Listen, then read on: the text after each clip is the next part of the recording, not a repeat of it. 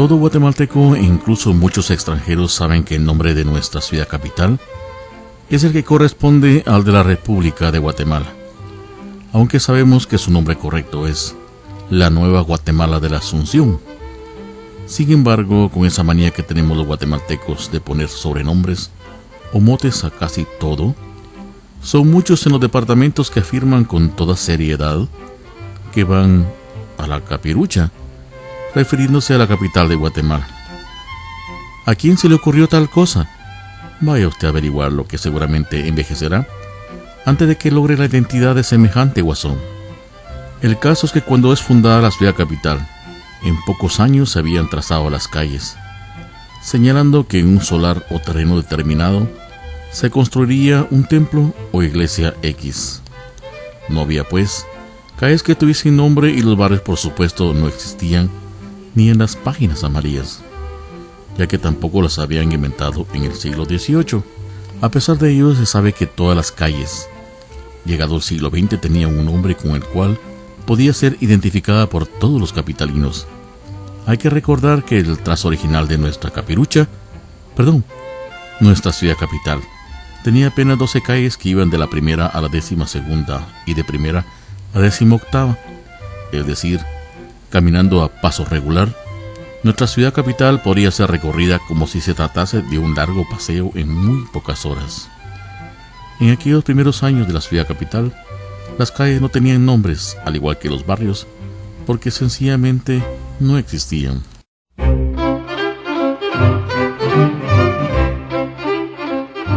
Bueno, aquí estamos una vez más para llevarle a ustedes otro programa de la serie de Celajes de mi Tierra, el programa de la nacionalidad guatemalteca. En esta oportunidad los estaremos llevando de paseo por alguna de las camionetas de nuestra querida tierra Guatemala. Y nos cuentan que el sistema de transporte de nuestra Nueva Guatemala, la Asunción, siempre ha sido una especie de circo ambulante, con payasos incluidos, amén de otro tipo de bestias. Muchas personas de las que ya peinamos canas nos han enviado algunas historias que, aunque fueron ciertas, nos hacen pensar que fueron inventadas por algún productor de libros cómicos. Nuestro amigo don Juan Chapín, quien se conoce alguna de estas historias, nos hacía unos comentarios al respecto. Nosotros hemos pensado que las anécdotas que estos buenos chapines nos contaron eran inventos, pero don Juan Chapín nos ha corroborado por experiencia propia, según sus propias palabras, estos cuentos o chistes de camioneta. Y no es para menos, ya que nuestro amigo Juan Chapín ha sido un verdadero Tarzán de las camionetas, siendo que yo personalmente lo he visto colgado de una de las puertas de dicho medio de transporte. El Tarzán de las camionetas, don Juan Chapín, nos cuenta algunas historias sobre estos autobuses de la época del ayer. Las camionetas de nuestra tierra han sido como una bendición para muchas personas, lo contrario para otras, quienes han estado al punto de un síncope cardíaco en muchas ocasiones, según nos lo relatan nuestros amigos, entre ellos nuestro gran amigo don Carlos Arturo Cifuentes Blanco, gran escritor de nuestra tierra Guatemala.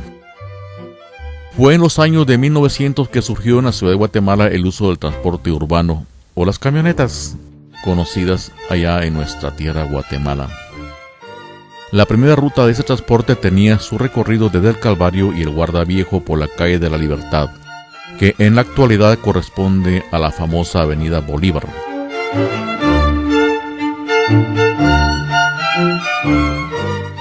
Bueno, según la historia, fue en 1927 cuando el servicio de transporte urbano se hizo más formal y se estableció la empresa guatemalteca de autobuses llamada EGA, la cual tenía una ruta que iba desde la estación central al Parque Central por toda la 9ª Avenida y de ahí hacia el Hipódromo del Norte por toda la 6ª Avenida. Además, los buses que se fueron utilizando eran fabricados a partir de motores de camión importados y adaptados con carrocería artesanal en Guatemala. No fue sino en el año de 1931 que se presentó al gobierno una especie de solicitudes de varias empresas para prestar el servicio de transporte en más rutas. La empresa que obtuvo el permiso fue Roque Rosito y compañía. Ninguno de nosotros se acuerda de esa empresa, por supuesto, hace muchísimos años ya de ello. La cual empezó a funcionar con 21 camionetas distribuidas en 7 rutas y con un precio de 5 len por pasajero. Muchas personas a las que nos hemos abocado para referencia nos cuentan que ellos aún pagaron 5 len por irse o montarse en dichas camionetas. Entre las principales rutas que surgieron con el tiempo se pueden mencionar las siguientes: la ruta EGA, que incluso creo que iba por la avenida Elena o algo por ahí, no. Creo que esta ruta era la que iba del Parque Central a la colonia La Florida. La ruta Daza, la ruta Bolívar, la ruta Morena de Mixco y vecindades, y otras muchas que escapan a nuestra pluma, al menos por el momento. Quizás más adelante nos acordamos de algunas otras y se las vamos a mencionar. El primer bus de transporte urbano que prestó sus servicios en la ciudad de Guatemala cobraba a sus pasajeros 2 centavos por persona en días laborales y 5 centavotes durante los días festivos. La espera para montarse en uno podría ser de varias horas, bastante populares en esa época, allá por los años de 1927, las hoy ya vejestorias camionetas de nuestra querida Guatemala de la Asunción.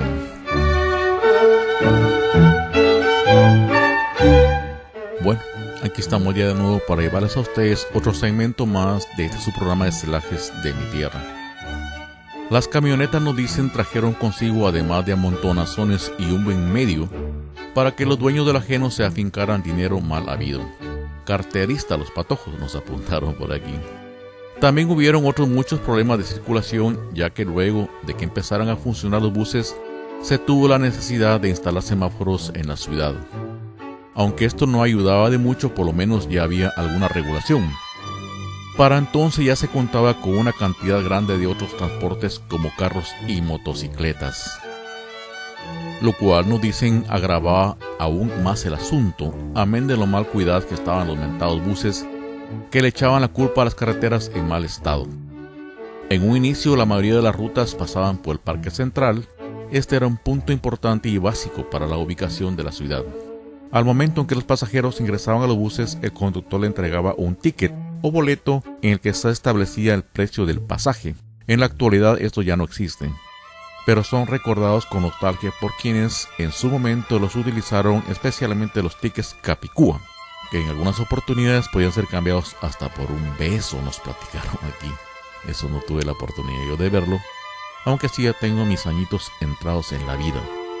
Don Juan Chapín nos contó que él esperaba el bus en la ruta 10 Morena, muy cerca de su casa en una de las populosas colonias de la villa de Mixco. Una mañana que iba tarde al chance, resultó que llegando al entonces entronque de la colonia Belén, con la carretera Roosevelt, al chofer que conducía dicha camioneta pegó un timonazo, y para no atropellar a un chucho que se le atravesó en la carretera, con tan mala suerte quizás por el mal estado de la camioneta, le quedó el timón del mismo en la mano al chofer. Yo no sé qué cara puse, pero la cara de susto del chofer, eso nunca se me va a olvidar. Imagínense ustedes que usted va en un bus de esos y que de pronto al chofer se le quede el timón en la mano, se le zafa el timón de la camioneta. Ya nos imaginamos el susto que ha de haber llevado nuestro gran amigo don Juan Chapín.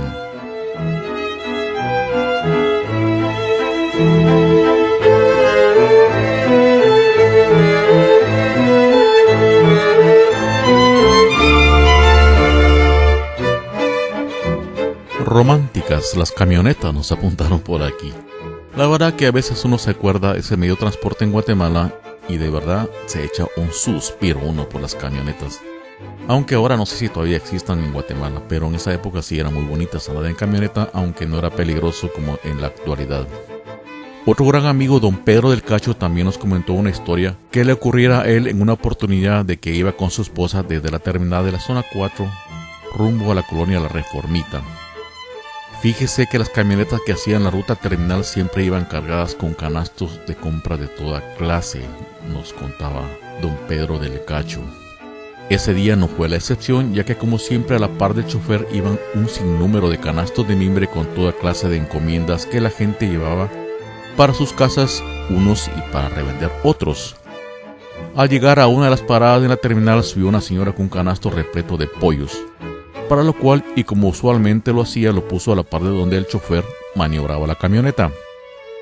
No tardaron en acumularse más canastos junto a la entrada entre el chofer y la puerta de entrada, hasta el punto que el pobre chofer iba ya medio sofocado con los dichos canastos y además llevaba un chorro de pollos a la par.